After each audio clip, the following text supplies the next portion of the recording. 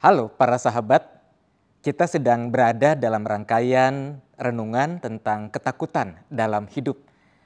Pernahkah sahabat berjumpa dengan seseorang yang mengharapkan jatuh sakit? Rasa-rasanya situasi seperti itu sukar, jarang kita jumpai. Sebab mana sih ada orang yang ingin sakit dalam kehidupannya? Nah karena itu pada saat pandemi sedang terjadi seperti sekarang ini, banyak orang, mungkin juga termasuk sahabat dan saya, yang lantas berupaya untuk menjalani pola hidup yang sehat. Entah itu memperhatikan pola makan yang baik, yang sehat, ataupun juga melakukan rangkaian olahraga yang disukai, yang digemari. Kita berjuang, kita berlomba-lomba untuk sehat. Namun pengalaman hidup kita menunjukkan bahwa ternyata mungkin saja ketika kita sudah berusaha untuk hidup sehat, kita tetap jatuh sakit. Nah bagaimana kalau itu terjadi? Bagaimana jika pengalaman jatuh sakit harus kita hadapi? Bahkan penyakit yang tergolong berat. Bagaimana kita menyikapi dan memaknai itu semua? Hari ini saya mengajak kita untuk mencermati satu bagian firman Tuhan. Dari 2 Korintus pasal yang keempat ayat yang ke-16. Firman Tuhan berkata, "Sebab itu kami tidak tawar hati, tetapi meskipun manusia lahiriah kami semakin merosot, namun manusia batiniah kami dibaharui dari sehari ke sehari." Nah pada bagian ini Rasul Paulus menjelaskan ada 2 kondisi manusia. Yang pertama adalah manusia lahiriah.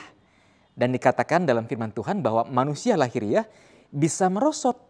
Entah karena berbagai situasi, berbagai penyebab.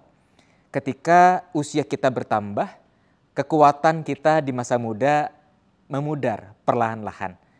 Jikalau dulu waktu kita masih muda, kita naik turun tangga berkali-kali, kita tidak merasa engap atau ngos-ngosan. Tapi ketika usia bertambah, naik turun tangga menjadi persoalan bagi kita. Kita pun juga bisa menghadapi manusia lahiriah yang merosot oleh karena sakit penyakit yang tadi kita bicarakan. Ketika seseorang jatuh sakit, bahkan mengalami critical illness, sebuah penyakit yang mematikan, maka tubuh jasmaninya merosot oleh karena virus, bakteri, atau apapun penyebab sakit penyakit tersebut. Tubuh jasmani kita bisa merosot karena kata firman Tuhan. Namun yang indah adalah Rasul Paulus dan kawan-kawan sekerjanya mengatakan sebab itu kami tidak tawar hati.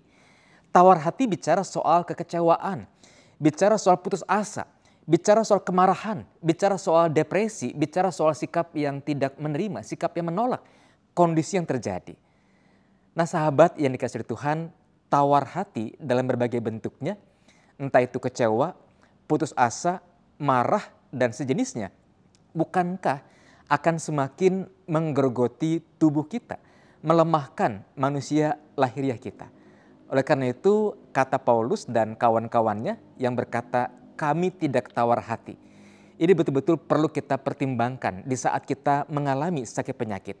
Agar kita tidak kecewa, tidak marah, tidak depresi, tidak menolak kenyataan yang terjadi. Tapi sebaliknya, kita menerima sebab kondisi kehidupan kita memang tubuh jasmaniah kita bisa merosot oleh karena berbagai faktor. Dan hal lain yang juga perlu kita kerjakan adalah apa yang kedua. Selain manusia lahiriah, dikatakan kita pun juga punya manusia batiniah. Dan menurut firman Tuhan dikatakan manusia batiniah kami dibaharui dari sehari ke sehari. Apa itu manusia batiniah? Manusia batiniah bicara soal sesuatu yang ada di dalam. Di batin kita, iman kita, pengharapan, kegembiraan, sukacita dalam hidup ini. Kalau kita tetap memiliki iman, pengharapan, kegembiraan, dan sukacita dalam hidup ini, kalaupun tubuh kita lemah, ada daya, ada kekuatan baru yang Tuhan hadirkan untuk kita melangkah, untuk kita mensyukuri hari-hari kehidupan anugerah Tuhan. Oleh karena itu, para sahabat yang terkasih, kalaupun dalam hidup ini kita mengalami ketakutan, termasuk di dalamnya ketakutan akan sakit penyakit, hadapilah dengan sikap iman. Janganlah kita tawar hati, kecewa, putus asa atau marah, tapi baharuilah manusia batiniah kita, iman, pengharapan, kegembiraan hidup itu, agar ada daya untuk kita bawa melangkah dalam kehidupan anugerah Tuhan. Selamat menjalani hidup beriman dalam anugerah Tuhan. Kiranya Tuhan memberkati sahabat. Jikalau para sahabat rindu untuk mengikuti renungan Sapaan Sahabat secara serial dalam tema besar ketakutan dalam hidup, pastikan jangan ketinggalan mendengarkan, merenungkan renungan Sapaan Sahabat. Kiranya Tuhan memberkati kita.